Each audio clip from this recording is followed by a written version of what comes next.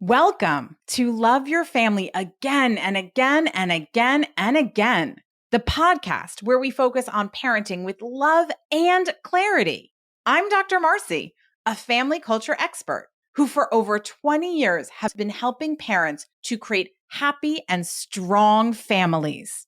Hello, Cam. Welcome to Love Your Family Again and Again and Again and Again. I am so excited to have you on my podcast today because for you as a listener, you don't know that Cam and I have worked together many, many, many times in his neck of the woods because he is one of the amazing, fabulous people at Kunik, which brings speakers into organizations to help make organizations run better. And I've come in to talk about mental health and parenting many times. But today, on the podcast is the first time you are in my playground talking about parenting, except for all those casual conversations we've always had about your family, because that's just fun. So I'm delighted to have you here. Welcome, welcome. Thanks, Marcie. I'm so excited to be here because I love to get the opportunity to work with Marcie again and again and again and again. And so it's really nice to be able to, as Marcie said, to flip the script and join up here. And super excited to talk a little bit more about my family and take it beyond as you said, the informal conversations we always have around the work we do together at Kunik, either both for families within organizations and across their organizations, other larger issues that they have. So really appreciate you taking the time to have me on. Yes. So who's in your family? So I'm a heterosexual cisgendered male. I am married to a heterosexual cisgendered woman.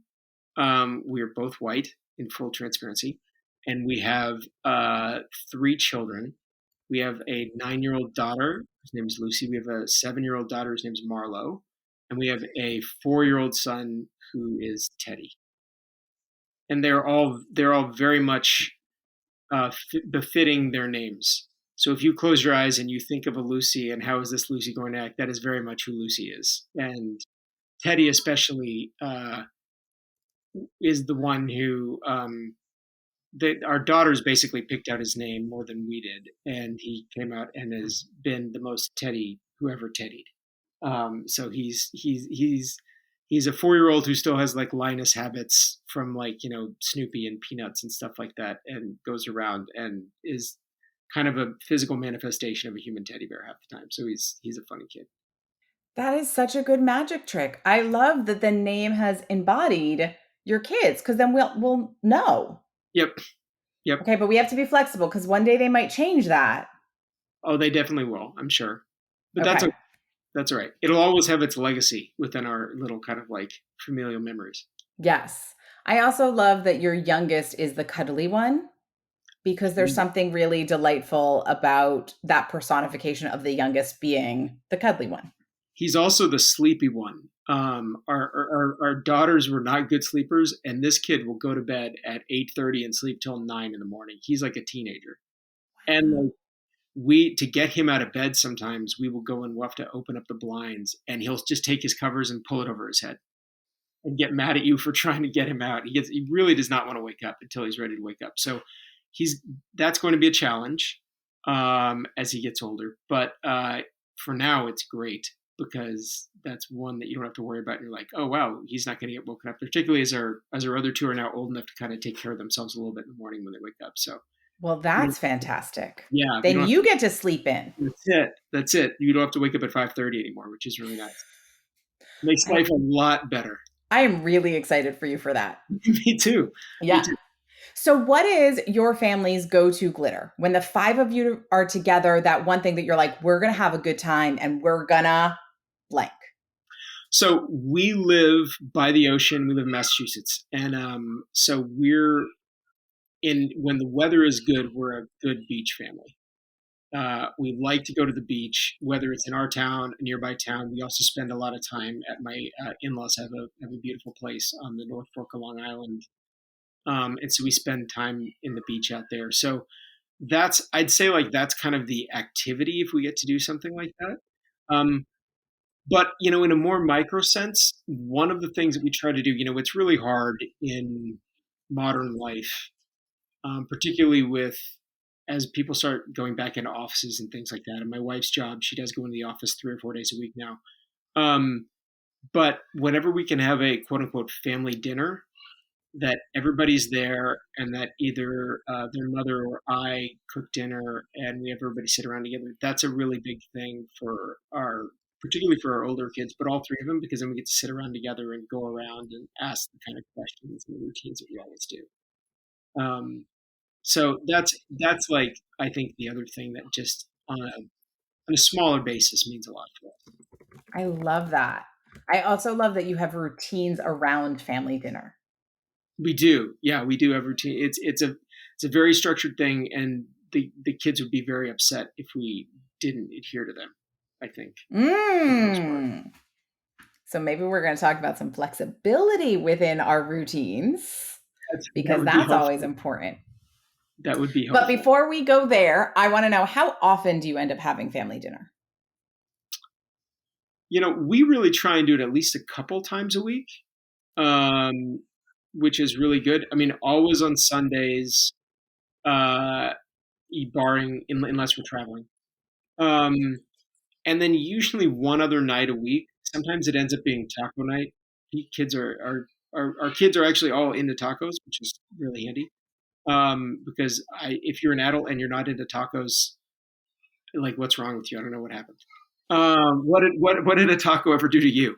So Well, there's so much variability that you can make with a taco. exactly, We can have them vegetarian, we can have them non-vegetarian, we can have them spicy, not spicy. that's right. Lots That's of right. opportunities. Dragons love them. There's nothing not to love about tacos. So anyway, so our kids do like tacos a lot. So sometimes Taco Tuesday ends up also being like a de facto dinner night. Even if their mother or I are out or traveling or something like that, whoever else is there, we'll make sure that we kind of sit down around that. And thus far activities tend to work out around that. So I'd say, like, yeah, those are probably the two most common days. But we also do it on a Saturday night sometimes, particularly in the winter. When depending on what's going on with the rest of life, we'll do it as much as we can. I love that. I love that you have a summer out of the house full day. I picture going to the beach as a full day activity, but also this year round touchstone that has a routine built into it.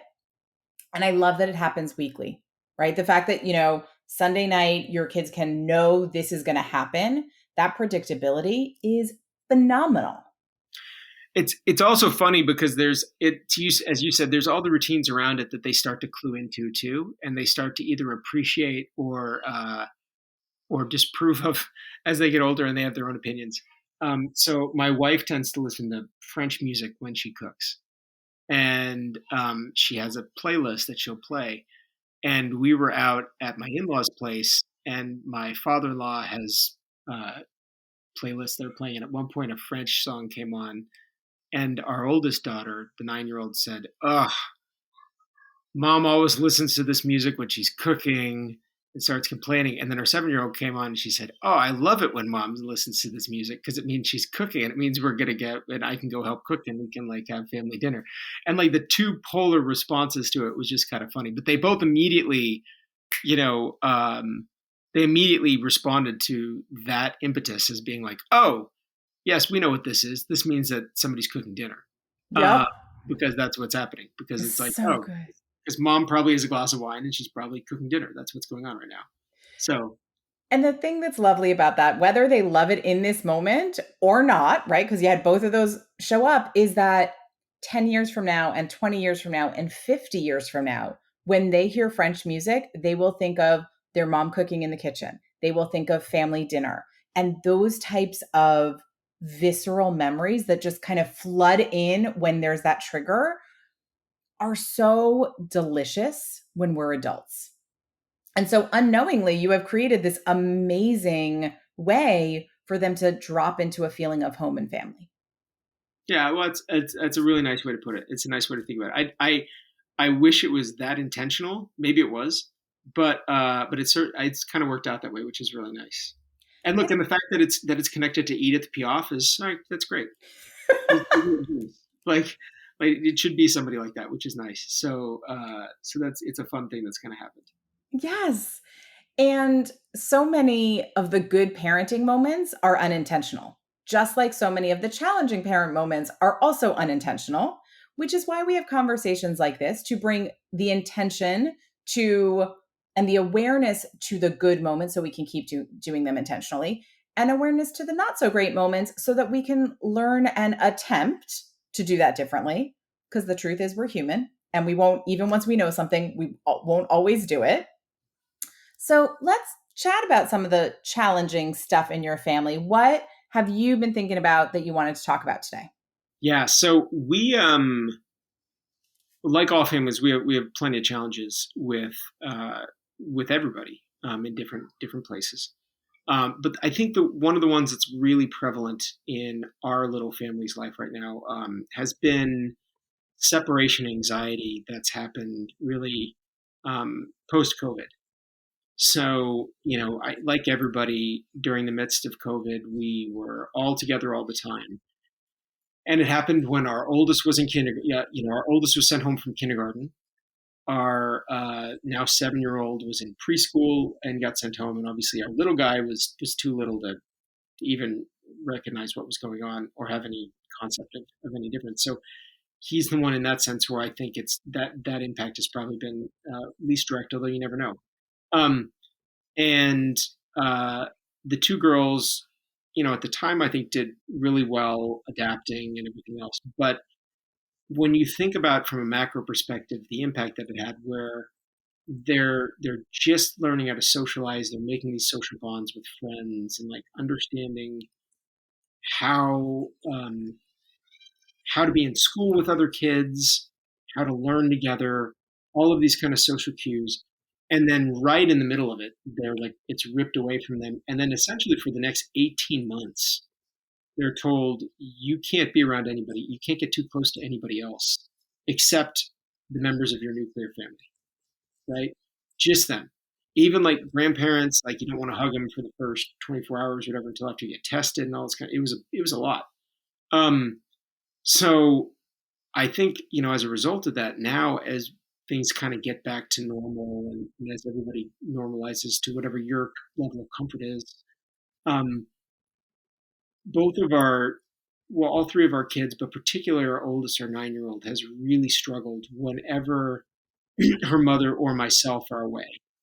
They struggle when we go out for to a date night, anything like that, but particularly if one of us is not sleeping at home. So when I travel for work or if my wife travels for work, there's a lot of anxiety that gets wrapped up there. And then they have a hard time sleeping and they worry about it for like days ahead of time when they know it's coming. There's like a whole kind of like doom clock progression that leads up to it. Um, so that's been like a real challenge for us. And I think the bigger concern is that now that has started to spread, where those concerns and those feelings of anxiety, uh, at least for the 9-year-old, have also now manifested in terms of fears about getting the stomach bug. So every night she's worried that, oh, am I starting to get sick? Am I going to get sick again? Because she did, to be fair, have one really bad case of the stomach bug in the winter.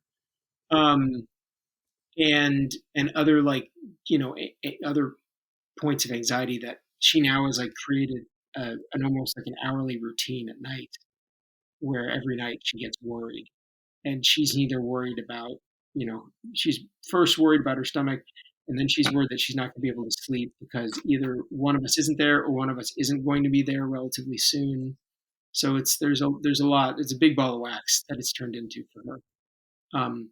So we're trying to do things to help her, and we're getting her help, but I think coming up with like strategies and ways to address that would be really helpful for us because we try and talk about it with her and uh, we try and introduce reason into the conversation as much as you can, but it's hard with 9-year-old because they're not always the most receptive to those kind of concepts. It's not logical for her. It's not, you can see the big picture and kind of where it came from and how it grows. but she can't feel that. So I have lots of thoughts and ideas, but I just want to ask one thing in order to highlight it. You said we're getting her help. Does that mean that she is seeing a therapist? She is getting support from a professional? And I want to highlight that as yay, Cam, that you guys took that step and are getting her support. And to you who is listening, I also just want to remind you that when things are really big, you need to ask for help from whoever the right professionals are, because you as a parent know so much about who your kids are and how to support them, but you don't know everything. And having that outside support allows them also to be able to learn things and understand themselves in a way that you don't know how to put in place. I totally, and I think I can say already. I mean, she's only been seeing this therapist for a short period of time, but it's definitely already started to have an impact in the sense that I mean, she knows that at least she has somebody else she can talk to besides the two of us, and she already has some things that she's doing. She's starting to do some journaling and things like that, which is really good, and I think is really helpful for her because she's a very smart child. And it's good for her to get some of these ideas out of her head and on the paper sometimes, um, because otherwise, like a lot of us, they can tend to accumulate and lead to catastrophization, or however you want to pronounce it, where she does have a tendency to catastrophize sometimes, in when over a number of different things that are kind of accumulating. So Yes. So I love that she's actually getting concrete tools and using them, because as a behaviorist at heart, that to me is how you change anxiety. We have to do something with that feeling, not just talk about it.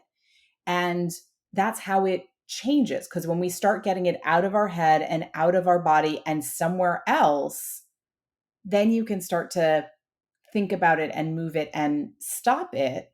But when it's just swirling in the chaos of our own mind, we can't go anywhere with it. So I love that you have her with somebody who is giving tools. I am hoping this is someone who's also talking with you. It's part of why I love working with kids, because the kids need help, the parents need help. And when you put it all together, everything becomes possible, because you haven't said anything that makes me think anything other than everything is possible here. She wants the help, she wants the tools, you want it. So let's get into some tools of what's possible. The very first thing that you started talking about was that her fear of when you or mom aren't home. Whether that's a date night, whether that's a business trip, but if you're not in the house, the anxiety starts going. So, it makes me wonder, how do you communicate with her, A, that you're leaving, B, what you're doing, and C, which may be the most important, when you're coming back? great question. We've actually tried this a few different ways. Um, Traditionally, we were very transparent about telling her far in advance and saying, listen, just so you know, mom or dad is traveling next week. They're going to be away for 3 days. They're going to come back. The other parent is going to, mom or dad is going to be here the whole time. You're going to be fine. Um, and we did notice that tended to start a clock for her where she would already start being worried as soon as she knew it was coming. So we then reverted to not telling her far in advance and waiting until almost the last moment, and then saying, hey, by the way, tomorrow mom's going to be gone for 2 days. Or, we're both going to be gone for 2 days on this trip, whatever it is. And I don't know if that was better or worse. I think it was obviously better before she knew about it, but then it may have made the actual impact of when we left worse, or that like the day or two before when she had just found out worse, because then she was really worried about it. So we've tried that both ways. I will say I think we're always very transparent about saying, here's where we're going, here's when we're going to be back. We have to go to an event tonight out where we're at. And we were very transparent in saying like, hey, look, this is who's watching you. You know her. She's like kind of an adjunct member of the family already in a certain sense. So like you're very comfortable with her. we're not going to be back early. We probably won't be back till midnight or whatever it is. Which is also helpful because that kills off her thinking like, oh, maybe I can just stay up until they make it home, which is the other thing that happens when you're just going out on a date night or something like that. It's like, oh, I can last till 10:30, and she can last till 10:30. So, like those kind of factors too. So we're very transparent about the communication on that side. It's really just been the timing that we've gone back and forth on with her. So here's what I think. I think that the only time you have these communications with her are when you're leaving. What would it be like if you had that communication with her on a regular basis? Now, maybe daily is too frequent, but maybe on your Sunday night family dinner night, you say, hey, this is what the week looks like. Monday, we're all here as a family. Tuesday, we're all here as a family. Wednesday, guess what? We're all here as a family. Thursday, we're all here as a family. Friday, mom and dad have date night, but we're all sleeping in the house together. So that there is communication and routine around us staying, which gives you a place to land when you say, Monday, we're all here. Tuesday, we're all here. Wednesday morning, dad's leaving for a trip. So he won't be here Wednesday night. Mom will be here Wednesday night. Thursday, mom and kids will be here Wednesday night. Friday, dad returns in the morning and everyone sleeps at home Friday night. So that it fits into a habit that you've created for good news and for news that kind of kicks off her anxiety. Smart. I like it. I think, look, she is a very routine oriented child. So, unsurprisingly, um, so like that probably would be an effective place to start. And then you can also play with how often does she want a daily conversation about who's sleeping in the house that night and what's happening for the next 7 days? So Monday you talk Monday to Monday, Tuesday you talk Tuesday to Tuesday. Is it a shorter window? You're going to have to play with that as you put this in place. But I would pair that also with a visual calendar so that she can, if she forgets, she doesn't have to spin in her own, oh my gosh, what's happening? Who's leaving? When are they coming? I can just go look at the calendar and see. Well, there's great news there because we do have a whiteboard calendar in our kitchen. And in fact, not only do we have the whiteboard calendar, she has become the one who actually fills it out herself, where she fills out which camp every kid is going to during the week and like puts in every day and it's like, oh, this is the day we're going out to Long Island. This is the day we're doing this. So part of me loves that she fills it out. And part of me wonders if you or your wife did that, if she would feel safer. Because she feels like she has to manage all of this information. She has to make sure we all know where everybody is. And that it's a way that I can manage my anxiety because then we know where everyone is. And if I don't do it, you're all going to forget.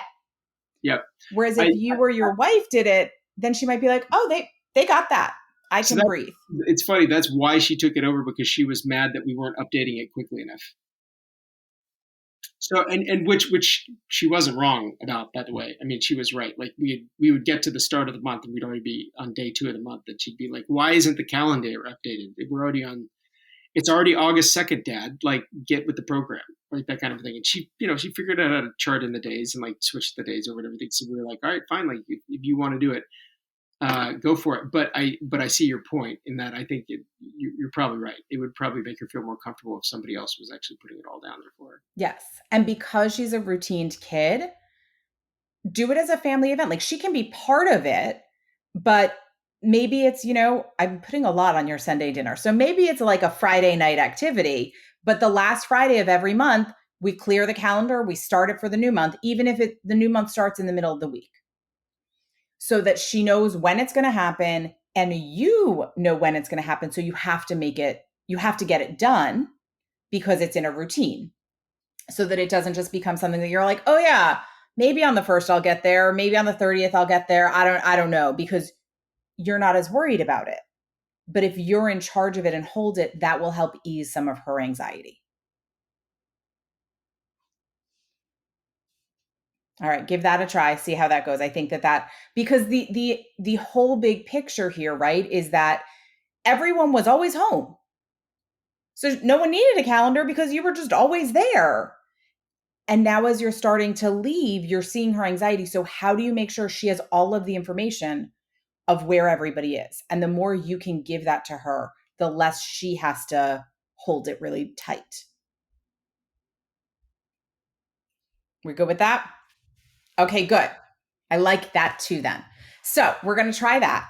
Now, let's talk about bedtime, because you said she's starting like an hour bedtime routine that is kind of hopping from one fear to the next, is what it sounds like. Oh my gosh, is this Yeah, going to happen?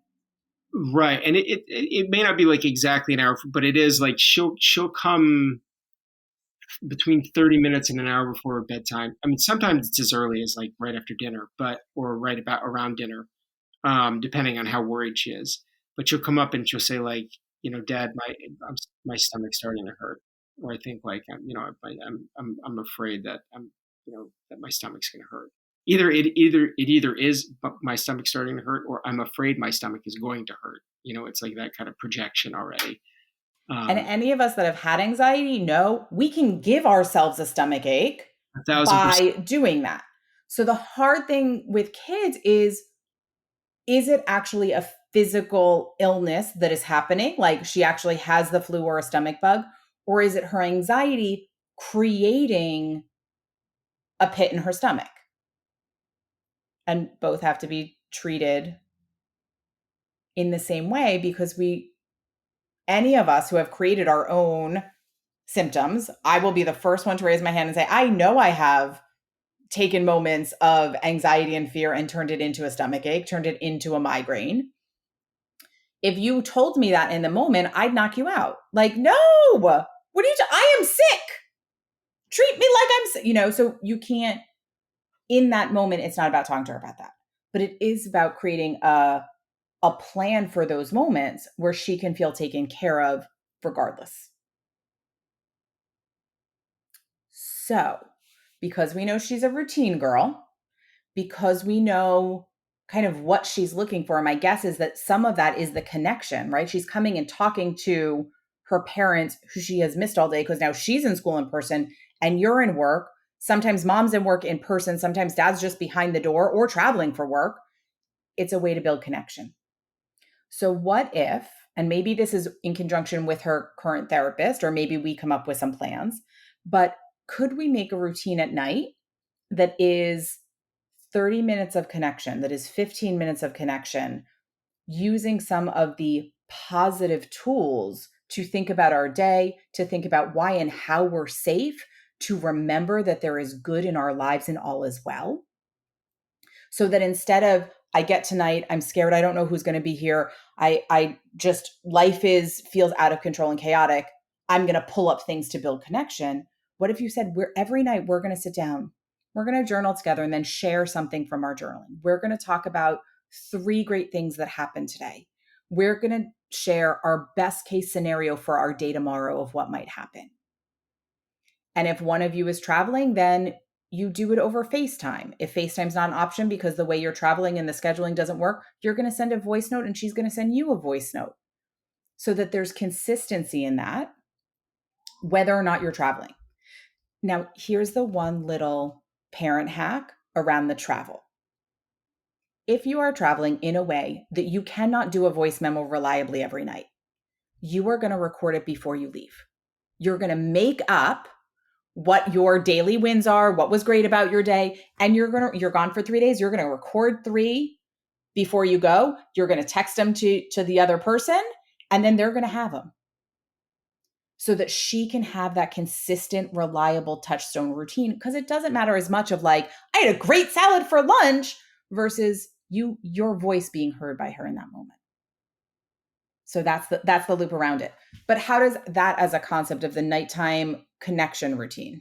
I think that's great, because also it's an activity that will keep her mind away from spiraling, um, which is 2/3 of the battle with her. I think is keeping her mind focused positively. I mean, the good news is that we have gotten her to recognize, like, oh, this is probably me being worried, and this is not actually me being sick, and like recognizing some of those things most of the time. Right. At least in the summer, it's easier in the summer because there's not as much stomach flu in the summer, obviously, so that she can recognize, she's like, I don't actually know anybody who has the stomach bug. I don't know how it would just show up with me. So she's rational enough to see that. But I do love the idea of turning that and making it more positive. and getting her to think about positive things and safe things, and all the different things, to your point, that like she can take away from her day. Because also, whenever we go through and we recount all those different issues, it tends to make us feel better too, or make us feel more tired as well. So it'll help us get ready for actually sleeping, which is the other part, which is good. So Yeah. I love all of that.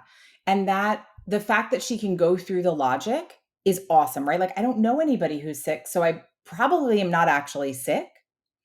The other thing it makes me wonder in her connection with her body is, does she ever do a check in and go, oh, I feel good?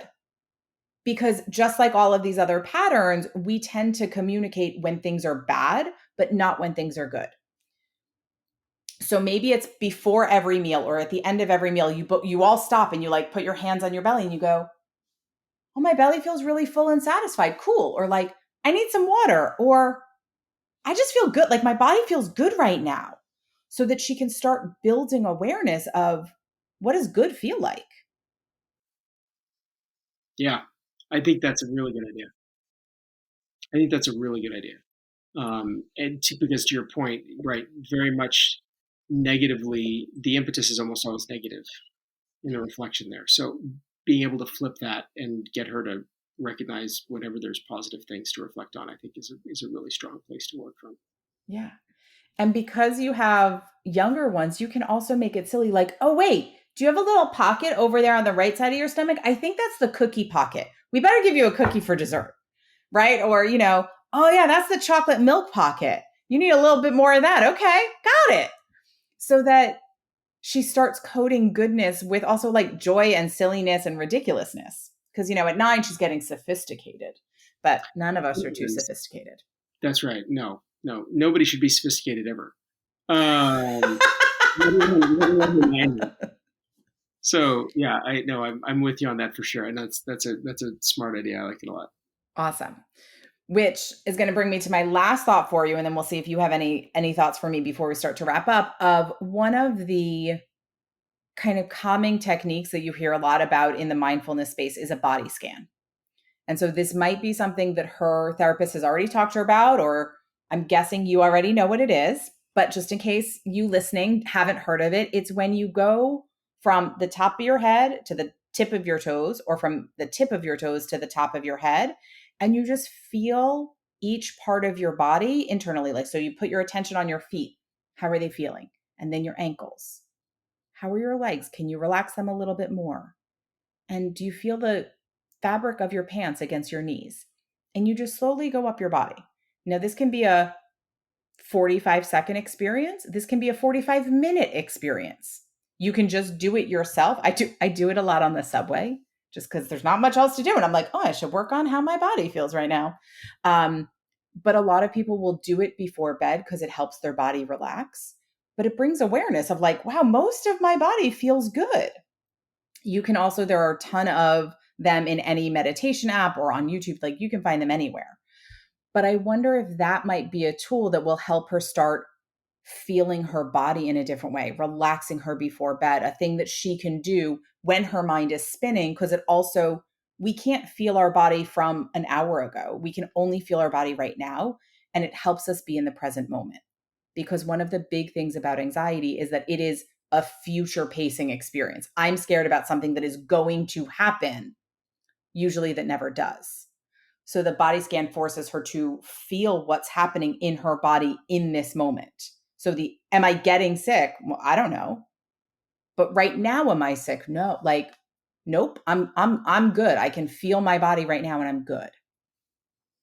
Yep, yep, for sure, for sure, and particularly the getting her to be in the moment, and recognize how she's feeling in a larger bodily sense beyond just her stomach, whether it's a stomach ache, beyond these other things that will make her recognize a little bit more about, oh, okay, like this is, yeah, and we'll lean back into oh, I'm in a safe place. I'm in a place that I know.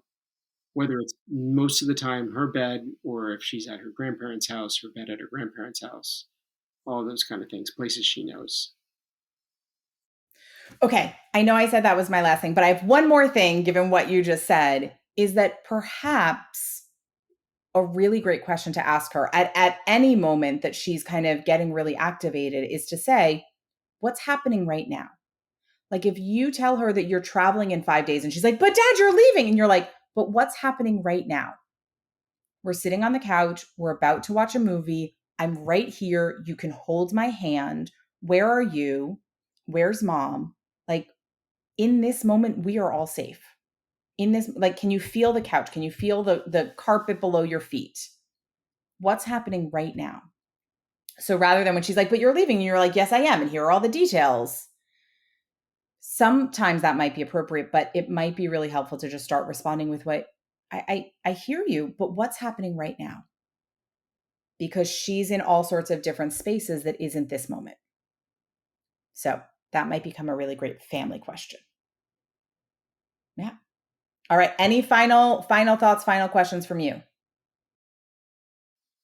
No, my big takeaway here is just to lean into um, like daily radical transparency with her in the sense of like, and with all of our kids, frankly, because it doesn't hurt with any of them, but particularly with both of our two girls, because they're the two that get worried about these things and fight about it, or fight through it. And so I think really trying to increase the amount that we're actually talking about it and that we're working through and create, and rather than trying to break against routines, creating more routines for it, and leaning into that factor will be really helpful. And hopefully routines that, to your point, make her recognize and live in the moment. Because like that's the real solution here is, to your point, about anxiety, is getting her out of the future tense and the future state that she's worried about, and getting her to recognize that, I mean, she's a very capable child. Whenever she can focus on what's happening in the moment, she does great, and she doesn't worry about anything else, and she thrives. So it's really like getting her to refocus in on that and appreciate that I think would be really helpful for her. I'm super excited about this because that is an amazing golden nugget to take away. Like that one thing that you're going to make sure to remember. I didn't ask, you just started answering because you're fabulous like that. So, yes, and I love that you called it daily radical transparency. I think that's really true. And the thing for you to remember is the leaning into routines is just for now. As in, this is going to help her get through this moment in time. And if it's not your natural habit, it will either become your natural habit because you'll see how it helps your whole family. Or once she's through the anxiety, she won't need as many routines because life will feel more controlled in general. So it's not I have to do this forever and ever and ever. It's a for now because it's what she's needed. And that will change in 6 months and in a year and from there. Right? But amazing. Daily radical transparency, amazing golden nugget. Yes. Yes, yes, yes. So thank you, Cam, for being here. Thank you for sharing so openly about your family. I am really excited, especially because your willingness to say like, oh yeah, I think that would help. Oh yeah, I think that'll work. That I know that within this one golden nugget, you are going to take so many other pieces. So go have fun with your kids. And thank you so much for being here. Thanks, Marcie. I really appreciate you having me on again, and I appreciate all the advice. And there's definitely a bunch of these strategies we're going to try and work with her on right away, and we'll see how it goes. We'll report back. Please do. All right. Have a great day. Thanks. And thank you for listening. I know your time is precious and limited. I'm grateful that you shared it with us today. What's your one takeaway? Just one small step can make a big difference. Make sure you know when new episodes come out by subscribing here and joining my mailing list at drmarcie.com/podcast. Do you want to be a guest on a future episode of Love Your Family again and again and again and again? Then go to drmarcie.com/podcast guest and let me know. Finally, do you need individualized help for your family? Then go to drmarcie.com bluesky.com/contact and connect with my team to learn how we can help you. Remember, blue skies are ahead and we're going to get there together.